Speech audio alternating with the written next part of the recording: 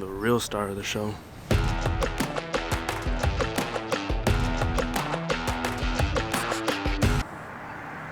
Okay, what's up, fam? We just finished recording a podcast. We have some business to do, so first off, stop at a cigar shop so that we could get some cigars. And then after that, we are going to go into some, conversations, and then we'll end it pretty quick. That part. This is the daily life of an entrepreneur, I guess, and a cigar connoisseur. You never go a day without a smoke. I think I smoked every day since I was 22. Like one, at least, a day. A day. Yeah, so stay on it. So let me ask you, what was your best part of the show that you liked today? The best part of the show was actually the unity in between East Coast and West Coast culture. And also I really like the fact that, you guys found common ground, and, like everybody that we mesh with, like anybody that I do, work with or I'm very close to, you're gonna vibe with, kind of like Lawrence, Yeah. So you didn't have to worry about anything, and the same goes for my side of the people too. So that was a beautiful thing for me to understand. And it goes to the point of saying that that we're so much alike that we are different. Also, we've discussed before, as well as learning how to be a chameleon.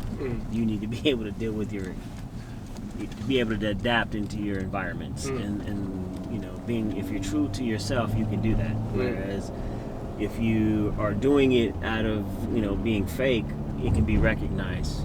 So everything that you do should come from the heart, and if you're doing who you are, then all that other stuff is irrelevant.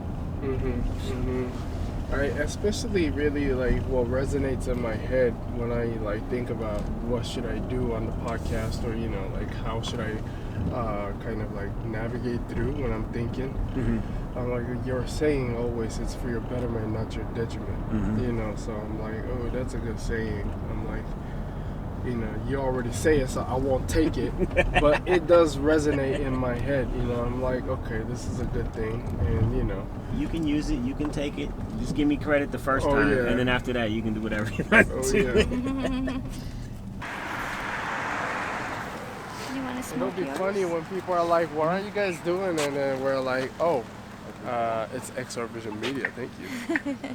Because we can, because we like to. So this cigar is a My Father cigar. It's a beautiful cigar, one of my favorites. La Promesa, The Promise. Like The Promise, it is a really good cigar. You see this? The lines right here.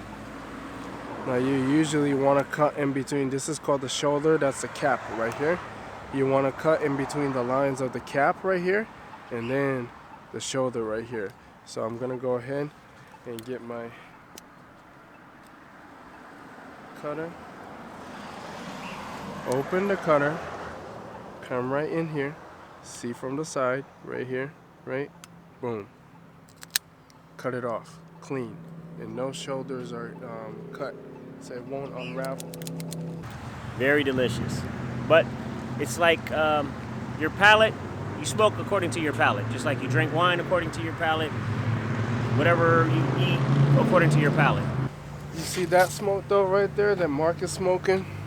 If there's only one cigar that you could smoke the rest of your life, that'll be it for me.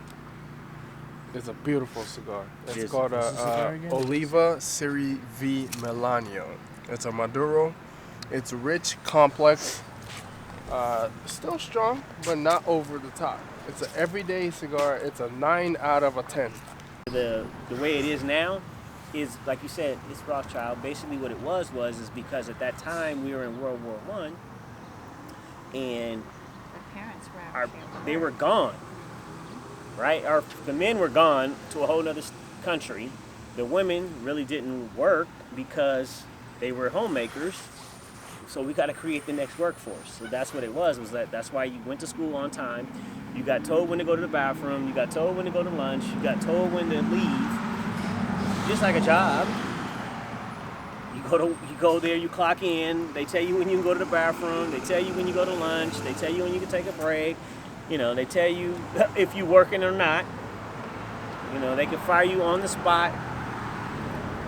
But they want you to give a 2-week notice when you decide to quit. Oh, yeah. You could fire me on the spot, but I gotta wait 2 weeks to tell you I'm out.